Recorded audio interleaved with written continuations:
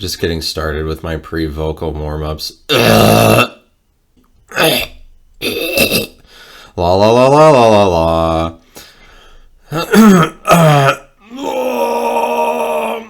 Me. So I do that every time. Before every episode. I just normally don't record it. So that's a little treat. It's just that's a treat for you.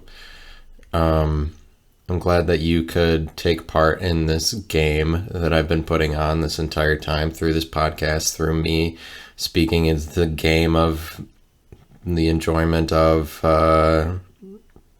what it is. And it's very good to be back here. I'm glad that we're all on the same page. Glad they're all on the same page. This is what it's about. This is what it's been about. I'm glad to be here again. And this one goes out to me and my friends. This one goes out to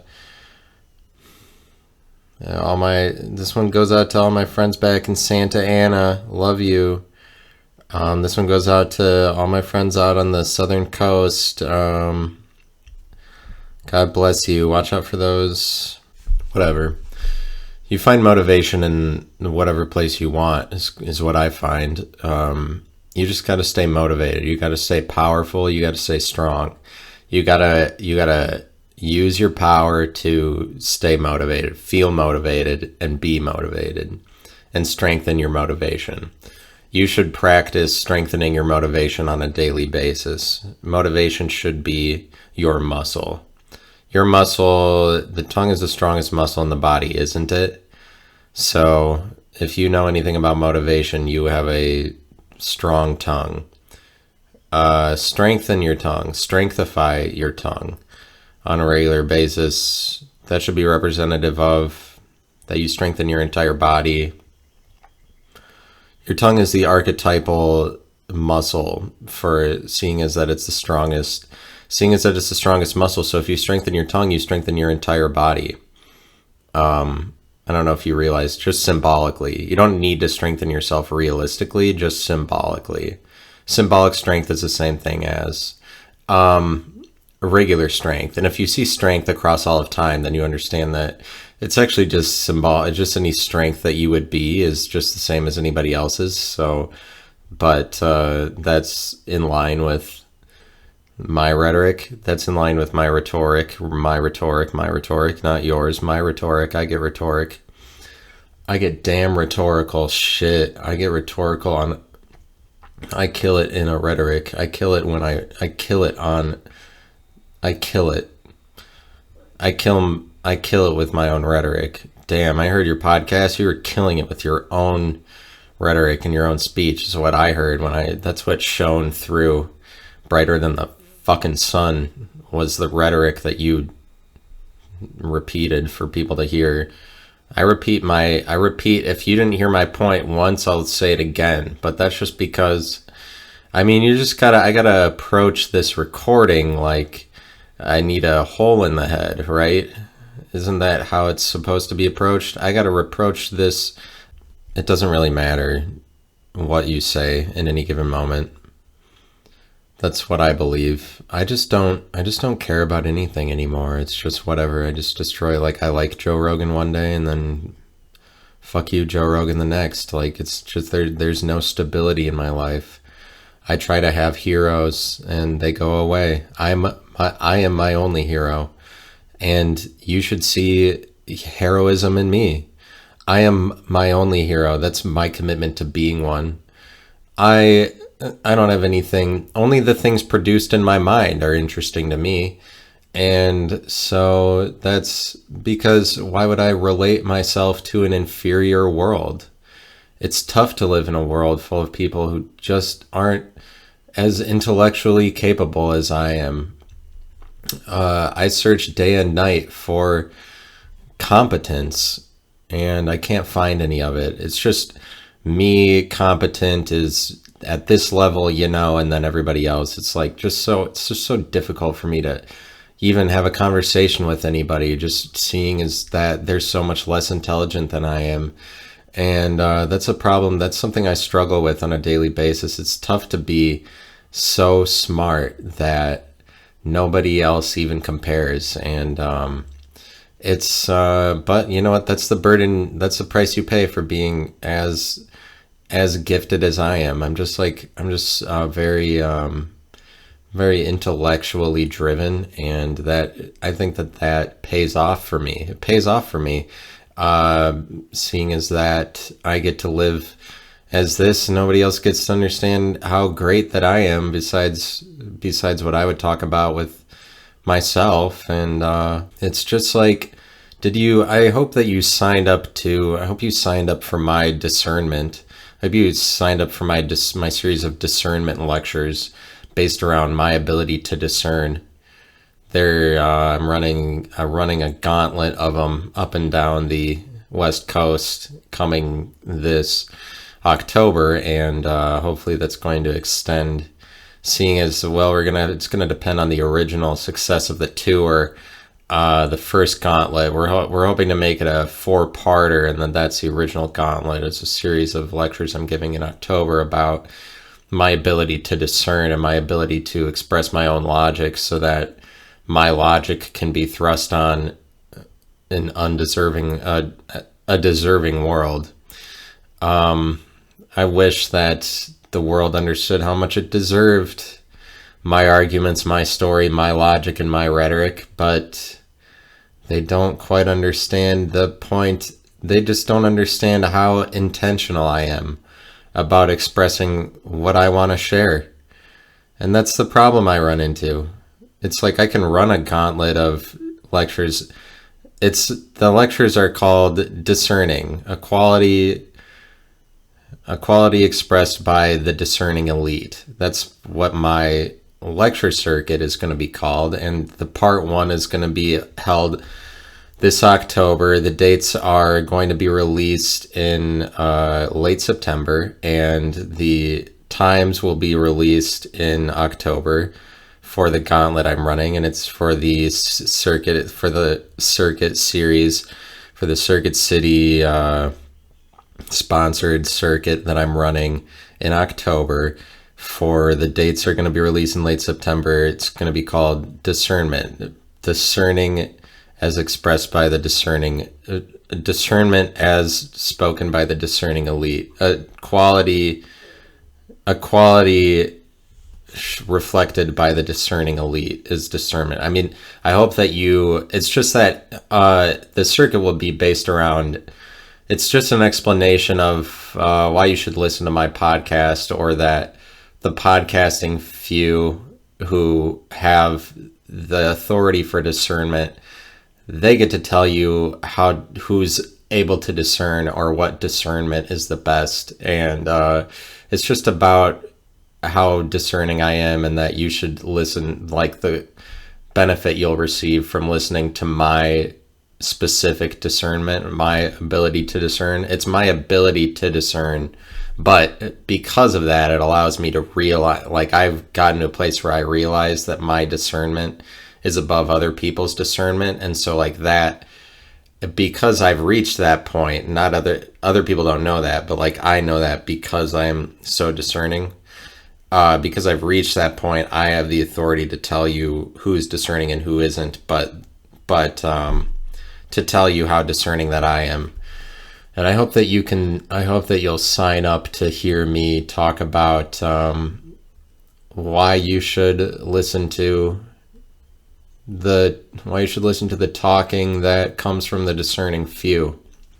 And that's what my lecture series circuit.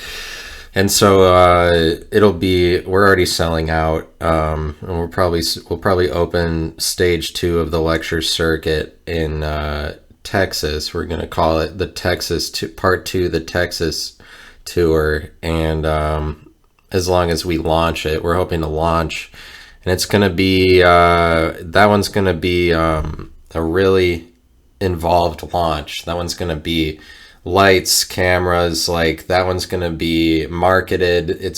We're really putting forth an effort for stage 2 to the Texas tour, and the Texas, and tour is spelled TWOUR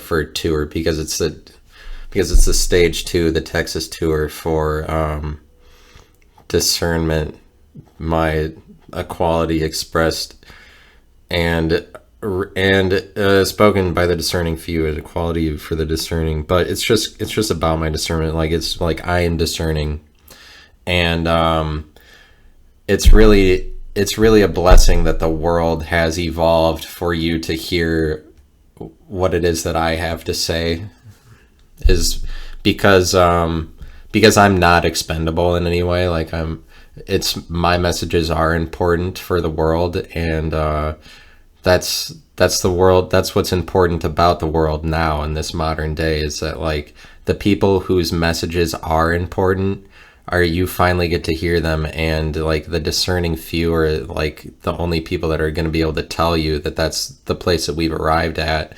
It's like finally the true discerners are unearthed, and but that's like, it's my discernment that would allow you to, that would let you know that discernment hasn't happened at the level that it's happening on now, like for the actual, like the people who are actually going to tell you about life. Like, it hasn't, nobody's discerned anything like I've discerned it to this point, like that I've disentangled words and ideas and connected the right ones, and like found commonalities between ideas. Like, that's part of me. Like, I find commonalities between ideas. Like, I found that this idea equals this idea, but my rhetoric, it's like, but it's important that but I'm just glad that that's the way that the world has evolved, that today you get to hear me speak, if that's what you wanted. And it's like, I've been living my whole life not speaking, not showing how important I am, and the only point in my life that I get to be important actually is me speaking through this podcast, and anything I've done before that was not important. And it's just like, who I am as a person isn't important. It's just like what I get to say through my special messages that is important about me. And because I'm not expendable in any way, it's like, and people in the world needs me, and the world just like needs my messages. And it's like, it's interesting to me how significant that it turns out that I am, even though I was living an insignificant life for as long as I wanted to live one. But it's just like, but now significance is brought to the forefront. I hope that you got a front row seat to listen to me discuss things. I hope that it what I say resonates. And it's just like a small effort. It's just, I'm doing what I do, it's here I am. It's no big deal. And if you like it, you like it, whatever. It's not a thing. It's just what I was already saying. And it doesn't carry any significance for me beyond what I'm already doing. And it's just for fun. And I know I'm a moron, and so it's just silly, but my discernment is better than everybody else's discernment. So that's what's funny about it, though. But what is funny about it is that, like, I'm ahead of everybody. I'll just offer an opinion that's different. So that's just like, because the world needs to hear messages that are more different, or from people who are better at explaining. So it's a good thing that podcasting has, but it's just like my intelligence. So it's just like my intelligence is a different one. And here, do you hear my intelligence? Because I am intelligent. Do you hear how intelligent I am? That's the world that we live in. That's what's important. That's why I'm running a lecture series. I'm selling t-shirts based around the brand that is myself. I'm going to sell brand t-shirts with words from my rhetoric, with my t-shirt rhetoric on it, and explain myself. Like I'm going to profit off of my brain, but like, obviously it was like, so what point am I making with that? Like, anybody would, like, merch. what would it take for me to actually sell merch? Now speaking kind of more serious note. I'm speaking on a serious note now. I'm not talking ironically anymore. I'm speaking on a serious note. What would it take for me to sell my own merch, that I would get my own rhetoric on my own merch, that I could brand myself? Like branding does have to do with rhetoric, I would say. But it's not like it has to be. Rhetoric isn't fun. I would say that selling merch with your words or your phrases on it, just based around your brand, that's probably more fun, or you would do that for fun. It's just that, like, is it fun? It would be fun to profit off of just things that you said. Like if I sold my own merchandise, it would be fun to, I sell my own merchandise. It's like, is it selfish to do that? No, it's not selfish to do that. It's actually you're probably more self-absorbed if you don't do that. Like it's just something you do to be like everybody else. You sell merchandise. It's just things you do. Like you get on Instagram to be like everybody else. You get on Facebook to be like everybody else. It's not an evil venture. It doesn't make you selfish. It doesn't make you I mean, you don't have to malign social media just because you're not able to get onto it, or you're just like kind of shy or something. Because people mostly just go on social media just to be a regular person and explain themselves to be like that. I guess that's kind of the point. It's like, look, I'm on social media just like everybody else. We're all in one community. I mean, it's the same thing as when people go out on St. Patrick's Day and they all wear green. It's just the exact same thing. You wear green just to be like everybody else. If you're not wearing green, then you are aiming to be an outcast, at least slightly in the back of your mind. I mean, you can tell people when you go out on St. Patrick's Day you're not wearing green, that you can tell people that, oh, I forgot, or like, oh, I just wasn't thinking about it, or oh, I just didn't have anything green to wear. And that, like, you kind of have to have a story for why you are not wearing green, so that you can, because you have to have a story no matter what. Either you're wearing green on St. Patrick's Day or you're not. And you better have a story for why you're not. Not that you have to have one. You just do have one. You already have one, because that's the prevailing argument that's being presented to you by the rest of the world, is that everybody's wearing green because St. Patrick's Day, hence green. We're all part of it. It's the same, like, if you wear green on St. Patrick's Day, you are at least slightly a social media user. If you don't wear green on St. Patrick's Day, it could be social media or not. It doesn't, but you do have to have a story. You're like, because you have a story anyway. You're doing a story. Like you have to have an excuse. But I'm saying that if you did have to have an excuse for not wearing green on St. Patrick's Day, that would be the same thing as you just having an excuse on days that aren't holidays, or like any regular day, for any clothes you wear. Like any clothes that you wear to identify yourself a certain way is just an excuse that you're putting forward for. That's an excuse that you're putting forward for why you're wearing those clothes. Like, that's your story. That's your alibi, is your clothing. I mean, you're wearing clothing because you don't want to be naked. Like, you are embarrassed about your body, so you wear clothes. I mean, you don't, in the winter it's a little bit different, but like, because you would just wear clothes for practical reasons entirely in the winter, but like, you wear it for appearance most of the time. You wear clothes for appearance most of the time.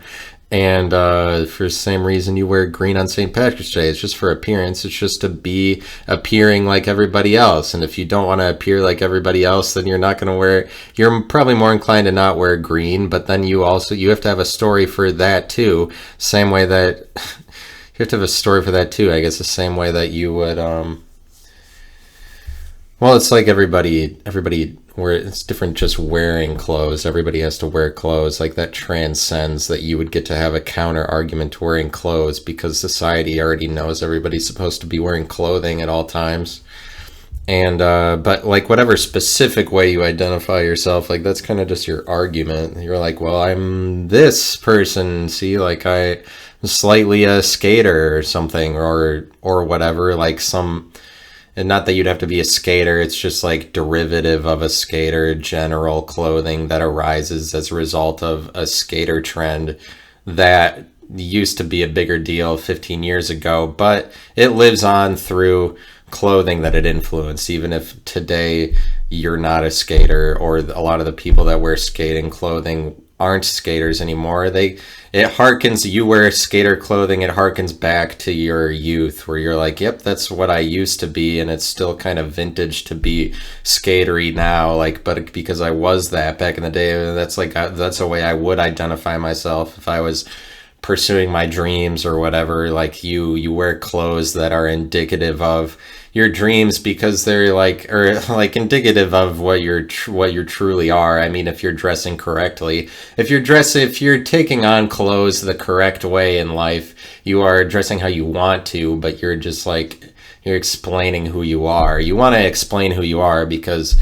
it's just for appearance. It's just for appearance. The same way that you're on social media, it's just like you explain who you are. If you're using social media the correct way, you're just explaining who you are. Like, this is my post to slightly explain who I am. But if you're in the business of explaining who you are, you're in the business of relating yourself or being common to other people, or doing things at least slightly for appearance so that you can be related to the herd. You can be related to the larger group of people, but like, either you're a kind of person that you're aiming to wear green on St. Patrick's Day just to be like, oh, yep, we like to do this. Like, if you're in Ohio, either you're a person who likes to, like, you like the Ohio State Buckeyes, or you're one of the outcast people that's just like, no, I don't like to agree with the way that I don't like to do things just to keep up with appearances. Now, it'd be different for Ohio State because there's some people that just don't like sports.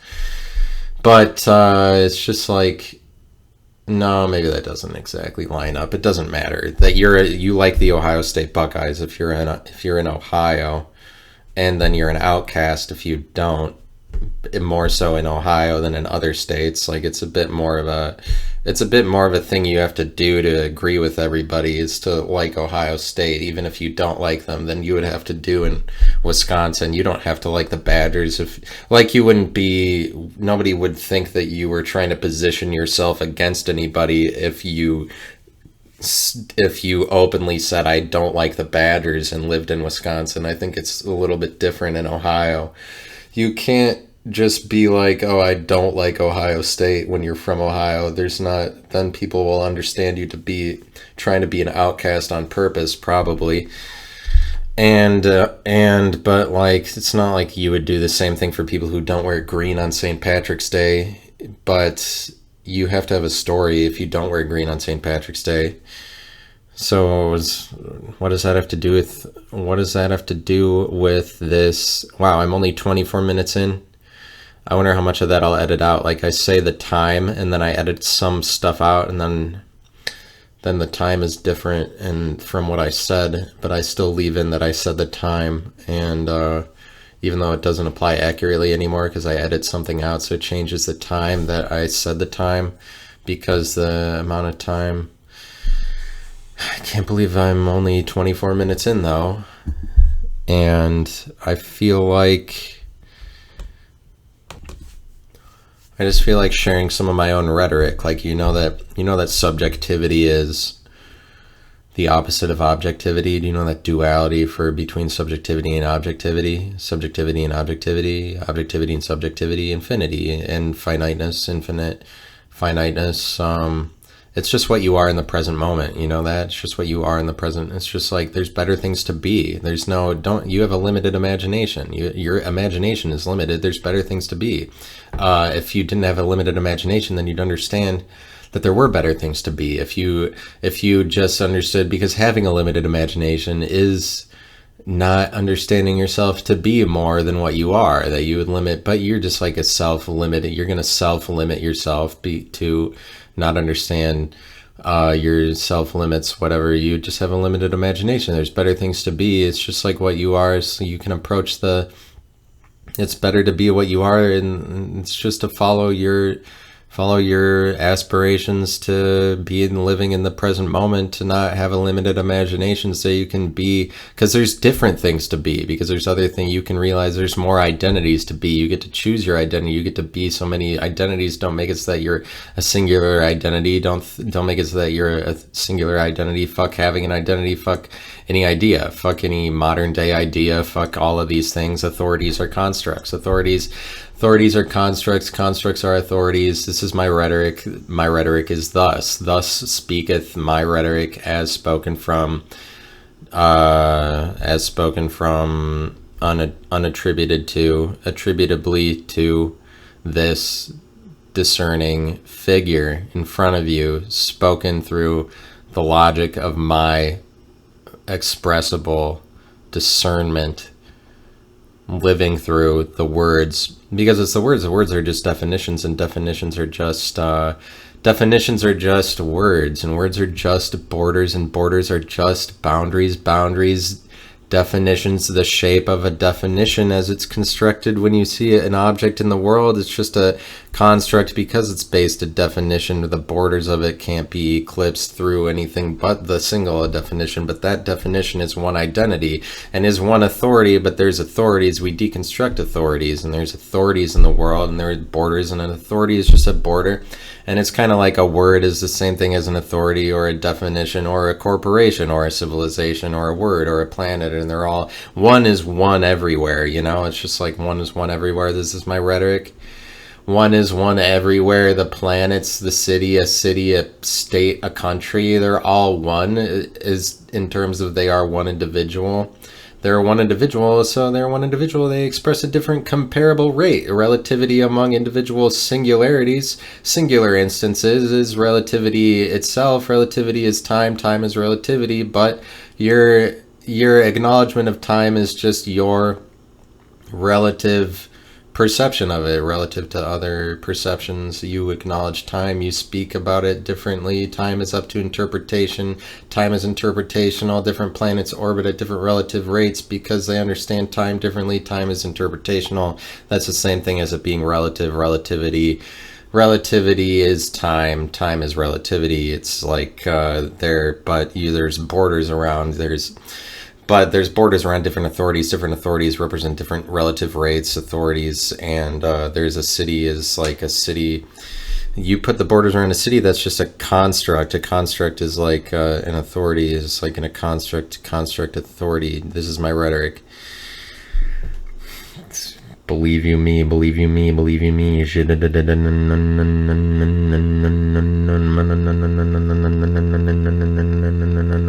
Drop that.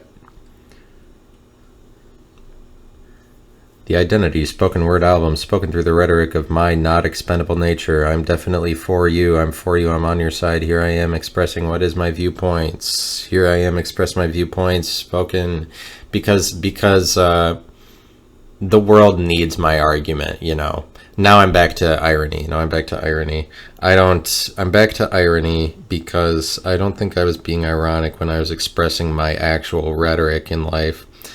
I'll tell you when I get back, go just back into my rhetoric and I'm not being ironic. But so like, what is rhetoric? You know, I guess you want to figure out what rhetoric is. From now on, I'm just going to tell you every time that I'm faking it or I'm not faking it, or if I'm being sarcastic or not being sarcastic, as if being sarcastic is something I was ever trying to be. I think that's kind of silly. It's like how many people would call me sarcastic? Like, people call me sarcastic. I would never call myself sarcastic. Everybody says that I am that. I would never call what I'm doing sarcastic because I don't aim to be sarcastic. It's not like I don't say what I mean, but people are like, oh, people just want a box to put it in so they can explain. It's the same thing as people say to me, like, it's people calling me sarcastic over and over. It's like the same, you're sending me the same energy as when you say like, I didn't even know if you were being serious or not. Like, the people say that to me. I can't even tell if you're being serious or not. Or they would chalk that up to just sarcasm, so they can make it sarcasm. Like, when when it's like, yeah, what do you want me to do? Do you want people on Earth to walk around telling you literal words all the time and explaining that they were literal when they meant them? Like, is that what you want life to go? Do you want life to be that easy for you, that you want everybody around you? Like, you're going to tell me it's a problem, or it's like, I can't even tell if you're being serious or not. Or like, that's something I have to correct in my life. I mean, no, but it's not like anybody has to tell me that as if I'm supposed to correct it. People just say that. But people just say that, and like, people just say things the same way that everybody is just condescending by saying anything that's meaningful to them. You're just like, if you want to, like, that you're condescending if you're trying to influence somebody with your reality instead of listening to theirs. Like, if you're just speaking your own dictation of life, your own belief about life to other people, or like, but it's to some degree, it's not like you intentionally try to persuade people to your belief system, but that's kind of just what conversation is. It's like you slightly persuade people on your argument, or like what's true to you. It's not bad or evil. Like, there's just manipulation in everything. It's just, the word manipulation kind of gets a bad reputation, because manipulation, it's not you manipulate anybody, but like that you share yourself with people. It's like you do want to be accepted. Of course, everybody wants to be accepted. That's why you relate yourself. That's why you try to, you have to do things for appearance. You have to do things on Instagram or whatever. It's like just to be an appearance person. And that's what you have to do. And what I'm saying, that people will be like to me, I can't even tell if you're being serious or not, as if I'm supposed to outline it for them, or I should give a clearer message. I have to clarify what I meant. I have to clarify if what I meant was either fake or true, or positive for you or negative for you. Was it insulting or complimentary? Like that's something I need to explain, as if it was either one of those. That's the whole point. As if anything I said was either insulting or complimentary, because it doesn't. Words mean zero. Words mean zero. You don't know somebody's intention. And even if you do know their intention, like they probably have an ulterior motive. Not an ulterior motive. It's just like, it doesn't, even if somebody intends, don't try to read other people's intentions. Do you want to be able to read my intentions? The whole thing is, like, you're supposed to know my intention when I'm talking. Yeah, because that's what you're afforded in life. Other people listening to me. That's what you're entitled to, my intention. You're supposed to know what my intention is. Even if you have a really great idea of what my intention is, you don't know exactly what my intention is. You don't know what my intention is. And you're supposed to... What do you want? You want my intent? You want me to be an open book? Like, that's what life is about? You're supposed to be upfront about being in what your intentions are? You're not afforded the right to my intention, or anybody's. Do you want everybody to be in a very easily definable box? So there's no... But that's why it's just, most people would hear me be like, oh, sarcastic, or some people would. I'm just explaining the way it goes. I don't really have a dog in the fight. Like, I don't. It's okay, and because I was saying ironically that before I was speaking ironically that, like, because the world needs to hear my arguments. Yeah, or like that because I'm not expendable at all. I say that ironically because I am expendable. Like, people, I am expendable. No, you have value. It's like, don't say that about yourself. No, it's like, I would prefer to enjoy my life, so therefore I have to remember that, I don't have to feel important all the time. Because what's true about life, first of all, is you have this one extreme where you're totally important. Like, you are different from everybody else. You have things to say that are different from other people. You are essential, and you're important to the people you're friends with and your family, and you're important in the lives around you. You're entirely important. Like, don't go away ever, because you are totally important. But also true, and no less true, is this other extreme where, well, in the course of all of time, rather than like this, in contrast to you just looking at your life in this moment and the fact that your life is the most important thing to you, and you being yourself, all that you know is you being important, or that you're the most important in comparison to other people. Just you being yourself, you have to recognize your importance. Like, that's just inescapable. I'm not saying that's a selfish thing.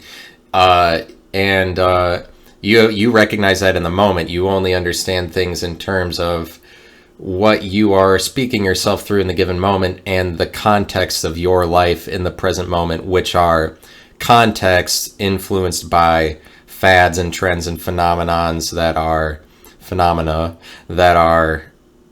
pertinent to the given moment, that are influencing the given moment. Like, your identity is going to be inescapably based around the time periods that you grew up in, and like your friends and your family, whatever. That's your identity no matter what.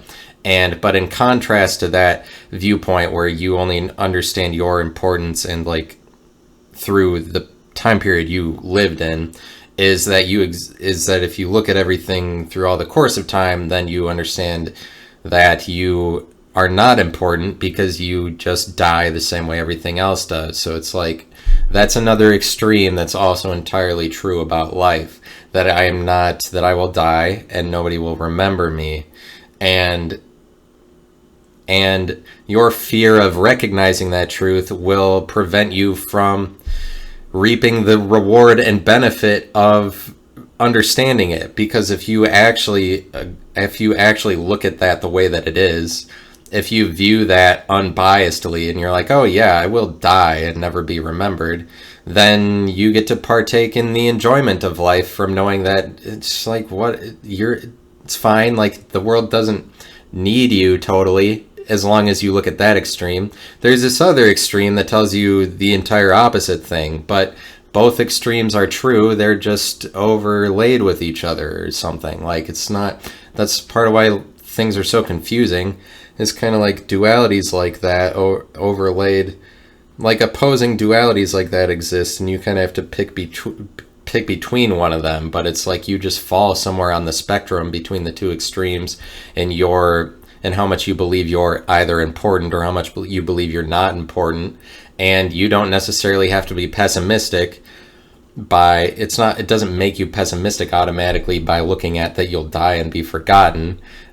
Because that can make you feel really optimistic about your life, is what I'm telling you. Those are the rewards you reap from actually facing that truth, is that you get to be optimistic about your life, because you're like, oh, it doesn't takes expectations off of things, so then it feels like you can just accomplish whatever, and that any accomplishment you do is a giant accomplishment, because it's not like that was ever meant to be done by anybody, or like it's not like anyone was saying that ever had to be accomplished by anybody, or it's not like anybody was ever saying that you as a person had to exist at all. And so once you recognize that, then you're like, I'm saying if you did recognize that, it's not like you can totally accept the truth that you're going to die. Like, you'd have to be otherworldly to be like, yeah, I'm totally fine with that. It's not like you're fine with that you die. It's just that it can make your life really significant, counterintuitively enough.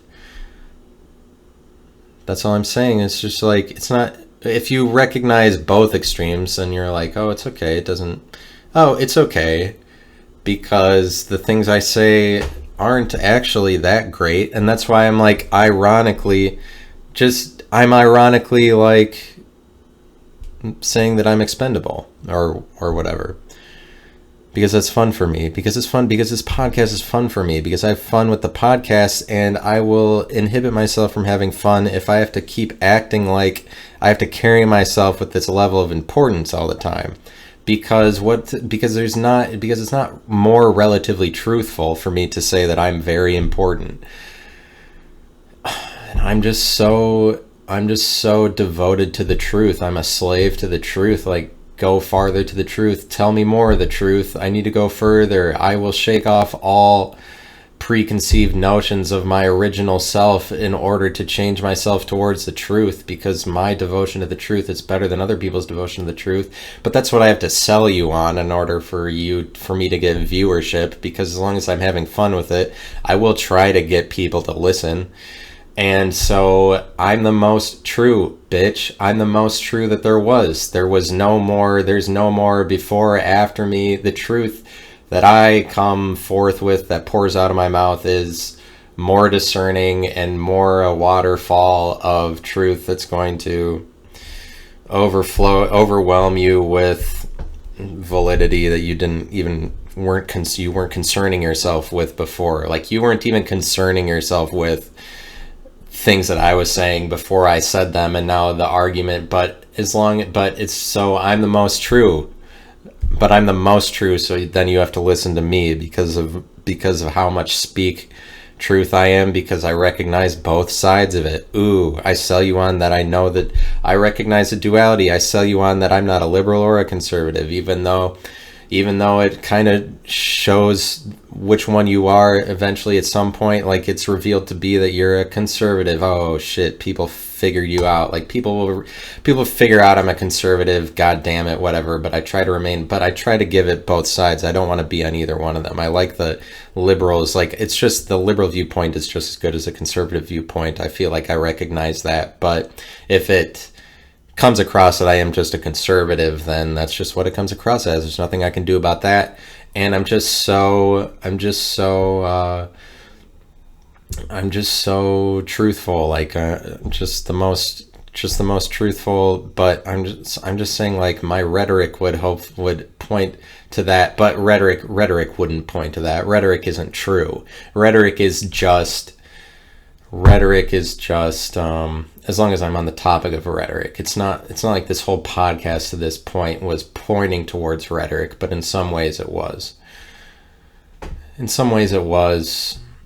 Rhetoric is not true. It's just meant to manipulate. If it is true, if it's rhetoric, that's why if it's a rhetorical question, it's a question not actually meant for you to answer. It's a question that doesn't take into account the audience, or it's not considerate of the audience. It's not interested in the audience's opinion.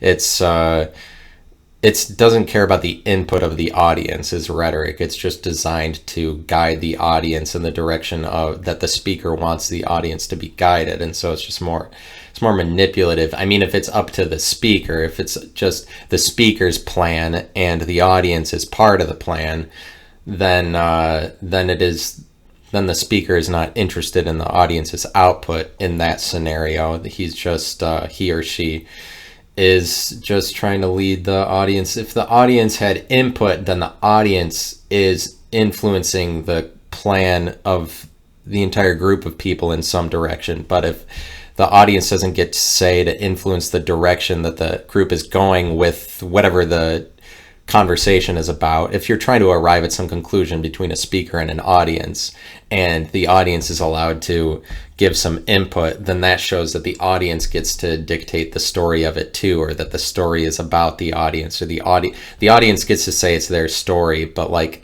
if the speaker, I mean, the audience members will think it's their story no matter what, but like, if the speaker desires to have more power or something, or desires for the plan or the story going forward to be central just to their plan and above the stories of the audience members, then I guess they would, like, if somebody's just putting forth a message there and it's more agenda driven, not just like a speaker to an audience. If somebody has an agenda, like a CNN has an agenda, but if you're just a speaker, like the Tim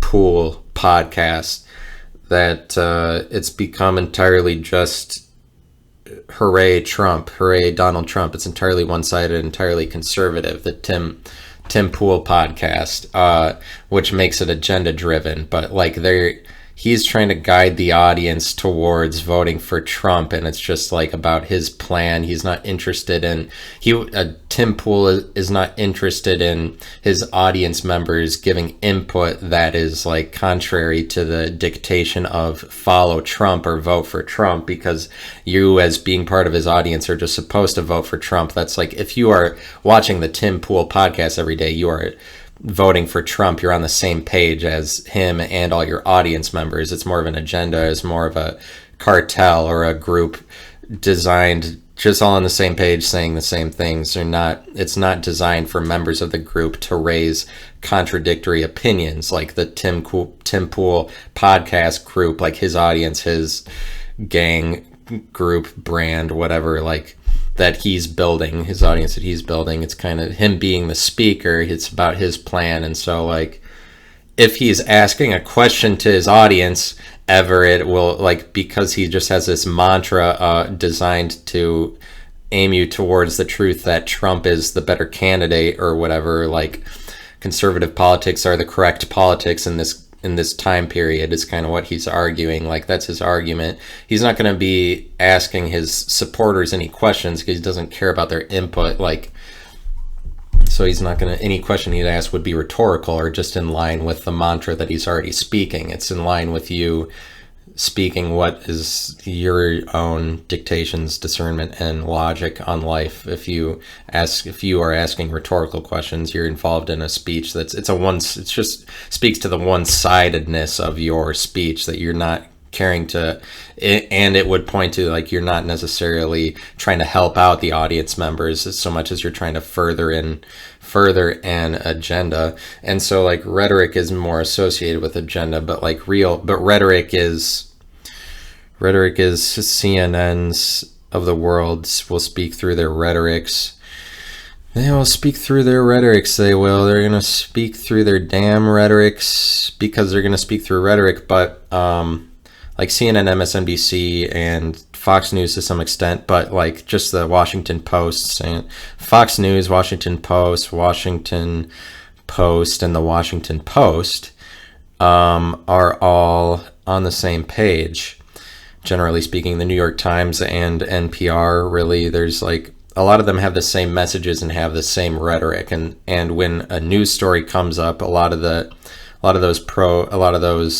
channels, CNN, MSNBC, will end up saying the same things because they have the same rhetoric, but it's just that they respond to different situations with the same response, is what's rhetorical about CNN and MSNBC, because their response will always be, they don't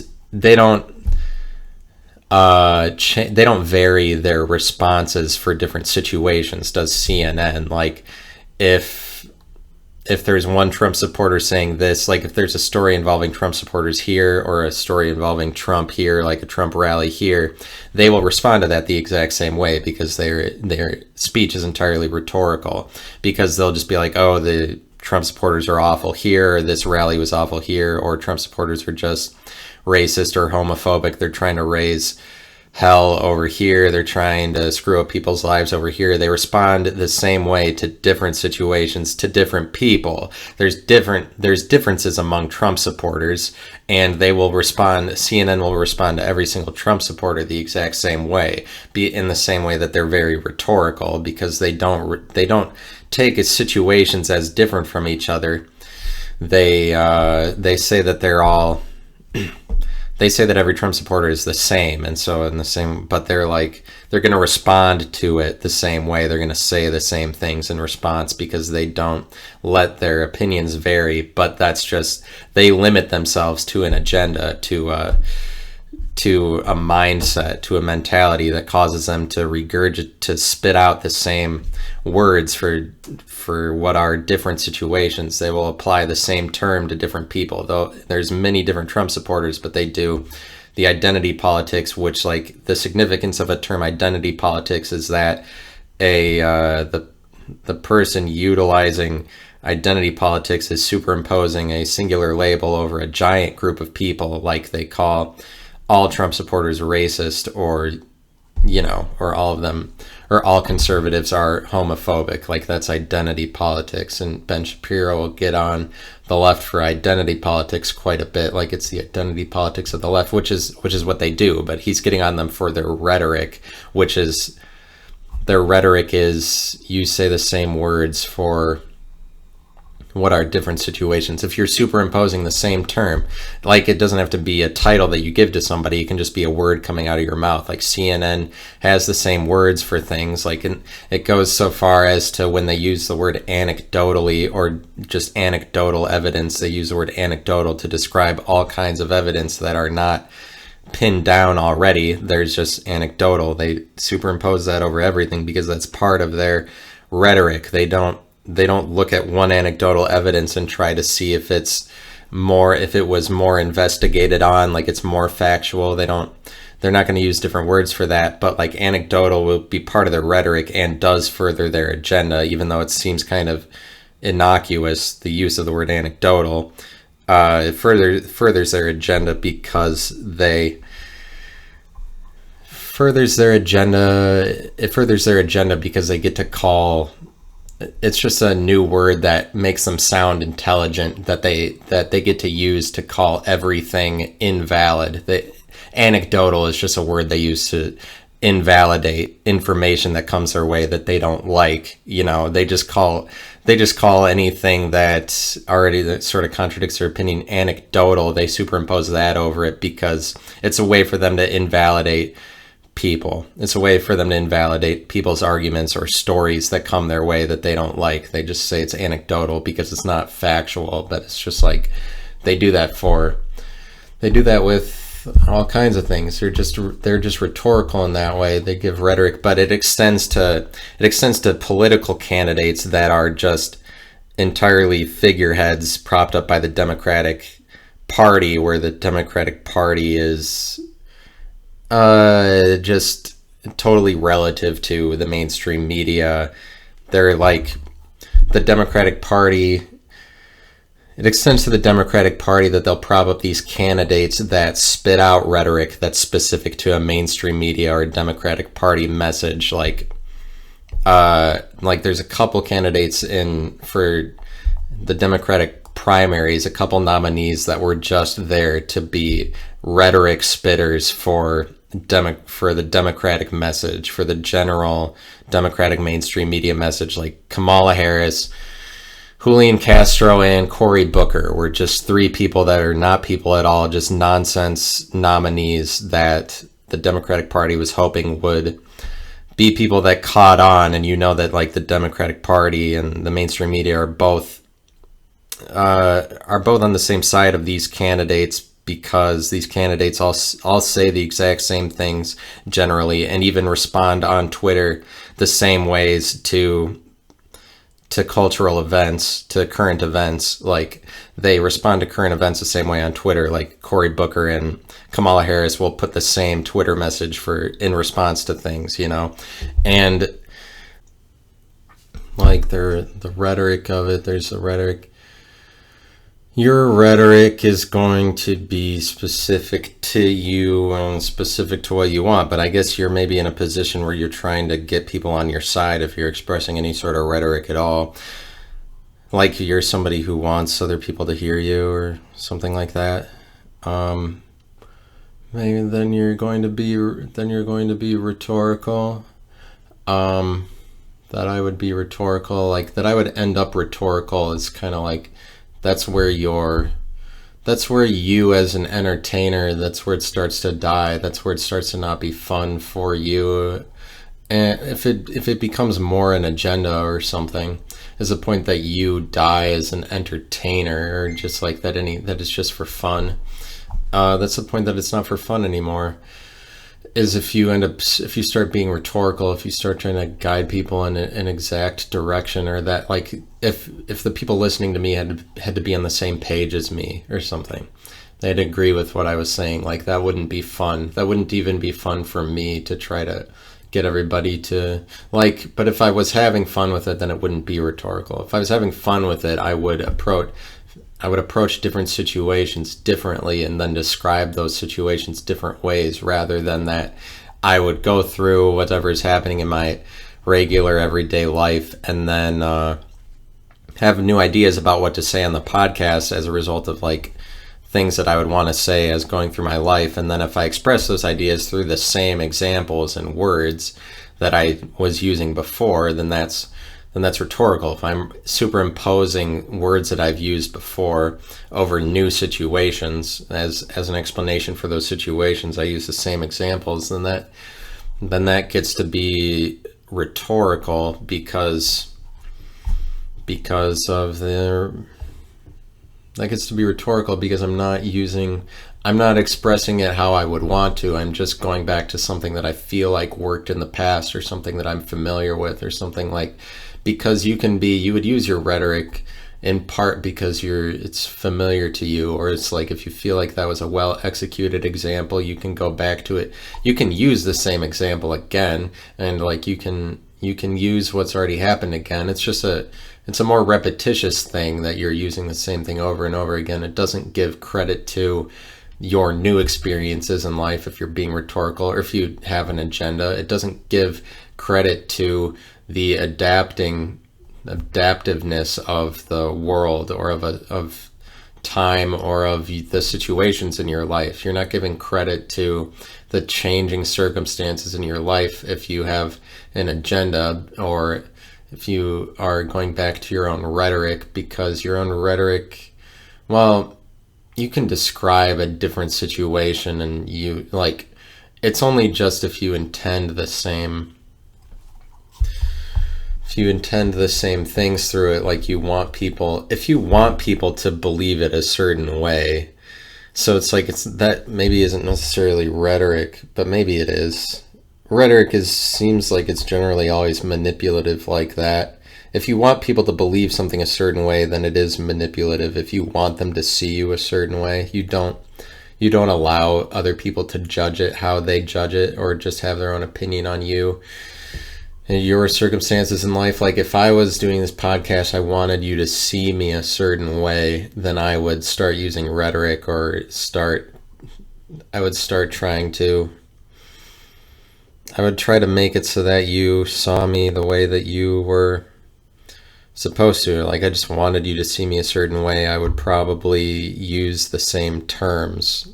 I would probably start saying the same things, because in line with an aesthetic that I would want to appear as. Like I would have to use motifs, I'd have to use motifs, or repetitious things that are like traditions in and of the podcast or something, or my speech within the podcast. If I was using like traditions, or like things I said before, or just trying to capitalize off of my own motifs and themes and aesthetic, then that's me like getting into rhetoric of it, or that's just me trying to get you to see me a certain way. I want to paint the picture a certain way, and it's like, you do that no matter what, because you have to present your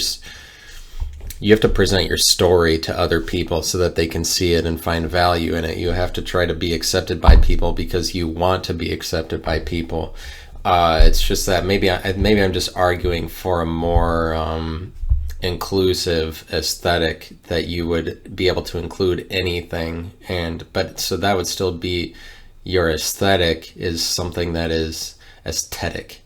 Aesthetic is something that would include, it could be something that included lots of things. So because aesthetic is a word that would allow for that. Like your aesthetic could be all things. It's like anything is you're a revolving whatever, so that you can't be labeled under certain motifs or whatever, certain things that you repeat, or rhetoric, or agendas. Like if it's difficult for somebody to paint you a certain way, then you're being less rhetorical and less manipulative. If it's just like, if you just call things what they are, if you call the new circumstances that come into your life what they are all the time, then what you have are new things that you're saying. You're calling things new things, because new things that happen to you are not the same as the way that they happened to you before. But if you just start calling everything in your life the same thing, which is just something you do as you get older to help yourself out because you can't forego your identity at some point, like as you get older, you have to stabilize yourself in something. And so you recognize motifs to be true about yourself so that you can identify yourself in a certain way to be accepted by other people. Because you would care more about other people's acceptance. The more that you call new situations in your life the same thing, but I'm saying that's something that you do as you get older so that you don't, like older people who malign the youth or malign rap music or whatever, they're like, they don't like, they just have to have things be the music that they grew up with. And so they say that music that isn't the music that they grew up with is actually just false or isn't even really music. Ben Shapiro says that rap music is like not even real, is basically because he says that it's garbage, but that's just a result of him being a really conservative person, but just being somebody who says that music was better when he grew up. He's like, music is better when at that time, but he would, so any new music that's presented to him is not true. He doesn't recognize it. He doesn't take the time to acknowledge or consider new music that comes to him that's presented by the changing circumstances of the world.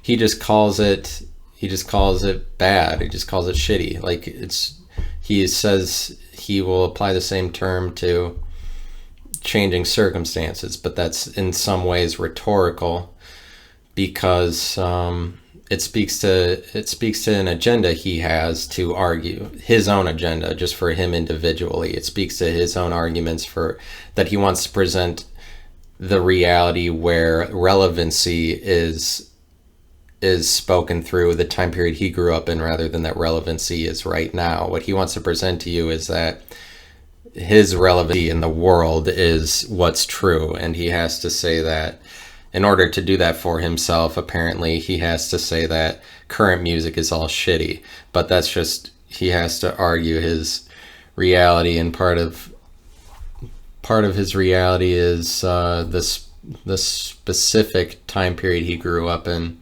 So because when you have motifs and things that you present in order to position yourself in a certain way in the world that are like motifs for you, motifs in your story that keep coming up that are frequent for you, like frequencies in your life that are specific to you, that specify your identity. Like your identity is more specified.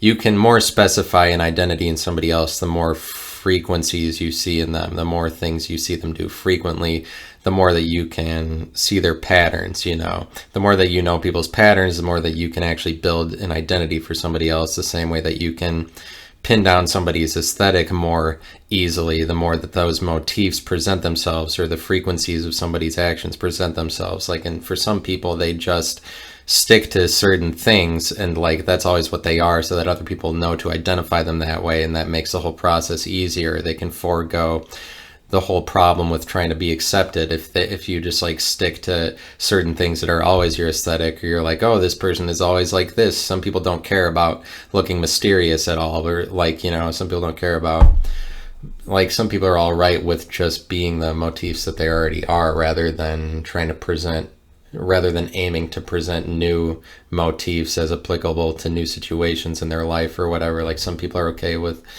but like because your motifs are frequencies that you commit, and they specify you to be those motifs. Because the motif, like if I drink coffee a lot, that's kind of like a motif for the story of my life. It keeps reoccurring. It's like part of my aesthetic, which I drink coffee a lot, so it's like that's something that's part of it.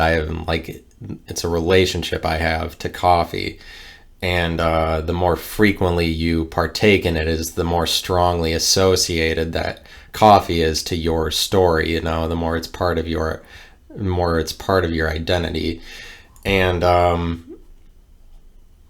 like that's that's so you can be more specified the more that people can relate certain motifs to you, because that's the more that you're a collective of all these things specific to you. The more that people can identify in you is kind of specifies you in a way. But it's like Ben Shapiro is specifying himself by aligning himself with a certain time period, and so it's like that time period is like a isn't so much like isn't a motif really. It's just that time works regardless of motifs. Like if you were to align yourself with a certain time period, that also specifies your identity. It's just that any motif that you would be able to speak about would have to be is like something you have to understand through the filter of that time period, through the time period that you're presenting. If you present yourself as true to a single time period, which it's like baby boomers and Generation X do that more. They identify, they present themselves as specific to a time period. They do, which is the time period that they grew up in. But the problem with that, in my opinion, is that you don't need to limit yourself by saying you're only one time period ever. Like, that's just a superstitious thing that you would be afraid of crossing the borders of other time periods to see yourself as true to those time periods, or true to the identities of other people communicating themselves through other time periods. Like, you can see yourself as true across time, and you limit yourself in some ways by saying, like, by just making your heroes making your heroes the same as heroes when you grew up. Like, you don't have to make yourself true to a time period, but it's just like, how limited do you want to see your identity? You can make it easier on yourself by not going so far as to say that I can transcend the borders of any identity group. I can be true to this and this and this and this. Like, you can see yourself as able to do that, but it takes more time and energy to be lots of different things,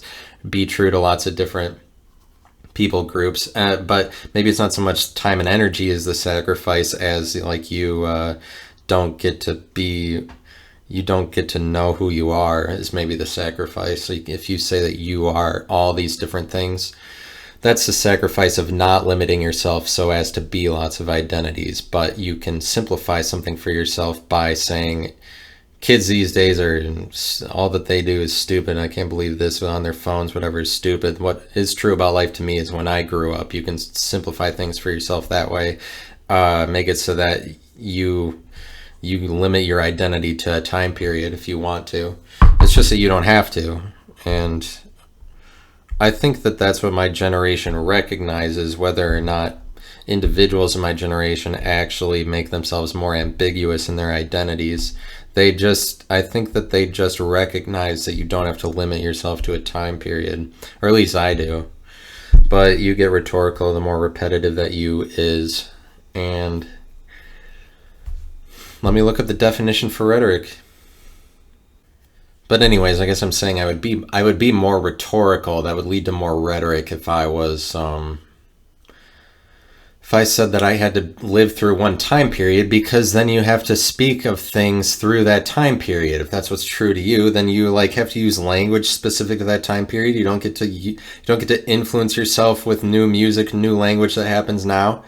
You have to be rhetorical. You have to say the same things as specific to the repetitions of your more repetitious parts of your identity that are caused by you looking at yourself through one time period. You have to see things through that time period, through the clothing of the time period or whatever. Like, you limit yourself to that, and then your speech represents that. Your speech is a reflection of those limits. If it's more rhetorical, it'll be more rhetorical the more limited it is. The more that you limit yourself to something is the more you end up being rhetorical. The same way that if you can limit yourself to certain experiences you've had in your life. It doesn't have to be like the time period you grew up in. You can just be like, when this happened in college, that was the most meaningful thing in my life. And but not just that experience, but then when this happened when I was 25, that was one of the most meaningful things. And so you can take all the most meaningful experiences in your life, or the most meaningful times with your friends, or like what friends you find to be the most meaningful. And you can collectively add all that together, and like that's what you're speaking on. That's like that's what you're talking on, is your experiences. You're generally, when you are talking, you're talking on the experiences that were most important to you. If you're just like talking about yourself, and you're using language specific to the emotions evoked from those experiences too. But I'm saying you'll be limited no matter what to some identity that's based around your experiences, and so you'll be rhetorical no matter what. It's just I guess I'm arguing you would be less rhetorical the more inclusive you were, the more that you saw every experience as different, is the more that you would have different speech to describe those experiences. Because if you recognize all these different emotions that happen to you that arise from different circumstances in your life, if you validate all of your emotions in life, all of your singular experiences, is the less rhetoric you're going to have, because you're going to be speaking new words for different emotions, or at least you're going to be attempting to, as long as you're recognizing the emotions. So like I'm saying, different experiences will evoke different emotions. To the extent that you're able to describe those emotions is how little rhetorical that you're going to be, because you're just going to be saying new things. You're not going to be basing what you're saying in a certain finite set of experiences that's limited. The more unlimited you are in your recognition of the validity of your experiences, is the less rhetorical that you're going to be. And so let me look up rhetoric and see if I was wrong about everything I just said. Okay, so the first definition it gives says the art of effective or persuasive speaking or writing, especially the use of figures of speech and other compositional techniques. Figures of speech or other compositional techniques. The art of effective or persuasive speaking or writing. That's a Google definition meant to paint rhetoric as a positive. The art of effective or persuasive speaking or writing. Yeah, it is that. It's manipulation. It's an art the same way anything is it's an art the same way anything is an art. It's manipulative speech. The art of effective or persuasive. So they're saying that you use figures of speech with rhetoric, but I guess they're saying that you use, in the use of it being an effective or persuasive form of speaking or writing, they're saying that you use figures of speech to your advantage, or you use words that can be interpreted lots of ways so that people will see you as true, in line with like people agreeing with you or being on your side, because it's speech that's meant to get people on your side. And so you would use figures of speech in order to get people on your side. You would use words that are general. You would speak in generalities, figures of speech, because a figure of speech is a figure or a symbol that is meant to be more general. So you use figures of speech, generalities, in order to get a larger audience on your side. You'd speak in generalities in order to avoid dealing with specific arguments that would arise as contradictory to yours, that could be posed by the individuals you're speaking to. You would speak more in generalities in the name of the art of persuasive speaking or writing. Okay, so rhetoric comes from the Greek word rhetor. That's how it says it's pronounced, rhetor. Art of. Okay, so it comes from Greek art of rhetoric. It comes from Greek art of rhetoric, apparently. The phrase that it's literally translated from is art of rhetoric. So I guess that would give Google more grounds to call it art. It's just that, like, it's an art. Our modern day interpretation of it, I'd say you would be less inclined to use the word art. And it gives nothing else besides to say that it's the art of rhetoric. So thanks for nothing. It says that comes from the Greek, this meaning rhetoric. It doesn't give any variation for like that would allow me to think more of it, because like Google doesn't want to inform you actually. Like they would give you more. Let me look up the etymology and then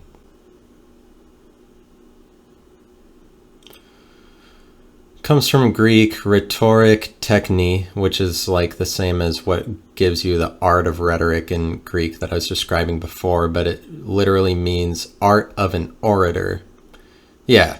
So it's rhetoric is from the orator. It's art. That's a good explanation for it. It's from the speaker to the audience. Like rhetoric is from the speaker to an audience. It's meant to be for somebody with authority, is the significance of that. Somebody who has the authority to speak to an audience, to tell them what to do, because you're only in a position as an orator if you are the one person in the crowd. Like when an orator is speaking to a group of people, the only people in the building are the audience and the orator. And so say there's 30 audience members and one orator, there's 31 people in the building or in the room, and you are the one of the 31 that is special enough to be the orator. So it automatically is, it infers that you have the authority over everybody else, because you're the only one different. And different, you're given the right to condescend in some way, or speak as somebody who's above other people if you're the orator. And so that's where like rhetoric has to be from an orator, especially orator in public, related to teacher of rhetoric, especially orator in public, related to speech, rima, word, phrase, verb, literally that which is spoken. Literally that which is spoken is rhetoric, because it comes from rima, meaning word. That it means literally that which is spoken. It's just your rhetoric. That's what I was saying before, when like you are rhetorical no matter what. You're rhetorical anytime that you're speaking in a way to tell people what you are or what's important to you. It's like somewhat persuasive. Would be like if you have to go so far as look at the literal of rhetoric, which is just that which is spoken, but spoken by an orator. If it's that which is spoken by an orator, it is rhetorical, because they're an authoritative figure speaking to you because they have the authority to speak. So like because they have the authority to speak, it's understood that they have things to say that you, a plebeian regular audience member, don't have to say. And so what they speak is rhetoric. So maybe it's just speech from an authority is automatically rhetoric or something. Thanks for listening, though. Thanks for sitting through that whole thing. That's pretty baller of you to do that. I can't believe that you did that. I am grateful eternally. Thank you so much. But actually, like, that part wasn't ironic. I got ironic in the beginning, and then the entire last part of it, like probably the last 40 minutes or so, I wasn't even rhetorical at all, or probably even more than that. But thanks for listening. I wasn't ironic at all. And that's the part that I was rhetorical, as long as you would make me to be some sort of authority. But it's like I'm the orator, so everything I'm saying is rhetoric. Everything I said is rhetoric. That is the conclusion that we've come to. But it is rhetorical as long as I'm just saying things to be a person to say things, or something like that. But yeah, talk to you soon.